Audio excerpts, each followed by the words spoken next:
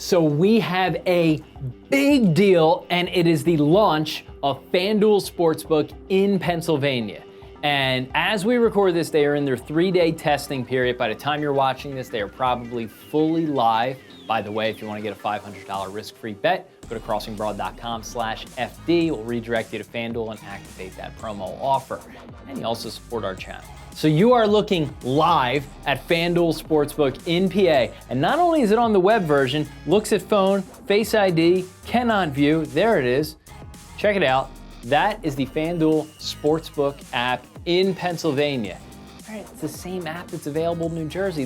What I just showed you answered 3 questions we had about FanDuel Sportsbook in PA prior to launch. And they are in order. 1, branding. What is it going to be called? So there's some language in the sports betting bill in Pennsylvania that says companies like FanDuel, which have to partner with a licensed casino in the state, in this case, Valley Forge Casino Resort, have to take on the predominant branding of the licensed partner, which meant even in the mock-ups they showed the state, it would be something like Valley Forge Casino Resort powered by FanDuel, yada, yada, yada. We honestly weren't sure what it would be called, if it would be a separate app, if you'd have to download the Valley Forge app. Nope. It is the same app, at least in the testing period. There's FanDuel branding here. The app, as you saw, branded as FanDuel, some sub-branding of Valley Forge, but it is the FanDuel Sportsbook app. That is a big deal. I know that might seem inconsequential, but it looked like they were gonna have to take on the branding of Valley Forge, which would create a ton of customer confusion. This is obviously very good for FanDuel. Number 2, just mentioned it, it's the same app. This is not the case for Sugar House, and we're not sure it's going to be the case for some of the other casino-based operators that were in New Jersey and now fanning out across the country. Different apps for different states. FanDuel has somehow figured out a way that put it in the same app. It will know which state you're in, which in and of itself is not a big deal. Your phone has GPS.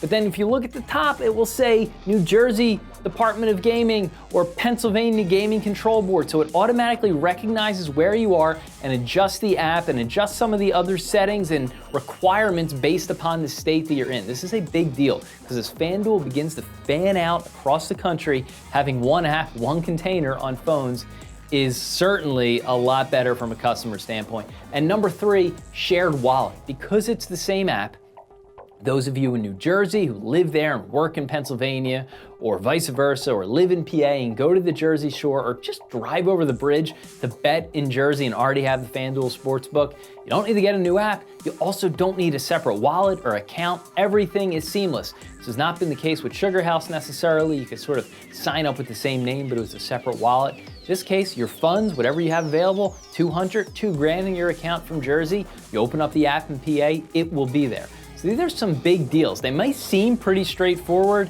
GPS, same app, state boundaries, who cares? That is the case for 99% of apps, but legal gambling apps are different. Keep in mind, sports betting is regulated on a state-by-state basis, and each state's gaming control board has a whole lot of different qualifications and requirements. So for a while, it looked like as betting fanned out across the country, each state would have separate apps, separate rules, separate naming conventions. Pennsylvania is certainly more onerous than New Jersey in this regard. That had been the case with Sugar House. They have an app in New Jersey. They can't launch it in PA. They were able to launch an iOS workaround through the mobile web that requires you to download a third-party geolocation app, which works fine, but it's still like 3 extra steps. FanDuel, I don't know what they did, but they figured out a way to use the same app in 2 different states. So this is a big deal, even though it might not seem like it. With gambling, everything is state-based, and crossing state boundaries with different same sets of code, it's kind of a big deal. So the launch of FanDuel has answered a lot of questions. We expect kind of the full launch to be very late in July here. They're going through their testing period now, not a lot of promotional fanfare, but they will be ready by the start of NFL preseason. Will anybody else enter the market before the start of football season? Maybe. Fox Bet, Univet, DraftKings. They'll be the big competition for FanDuel. Sugar House and BetRivers got out of the gate early. They have a good product. Sugar House, and they're both available on iOS with that workaround, but they don't have an app. FanDuel right now, the only way to play in PA from the App Store with a native app, and they are obviously the leader in New Jersey. So big news here. The juggernaut has entered the market, and the branding is less confusing than we thought.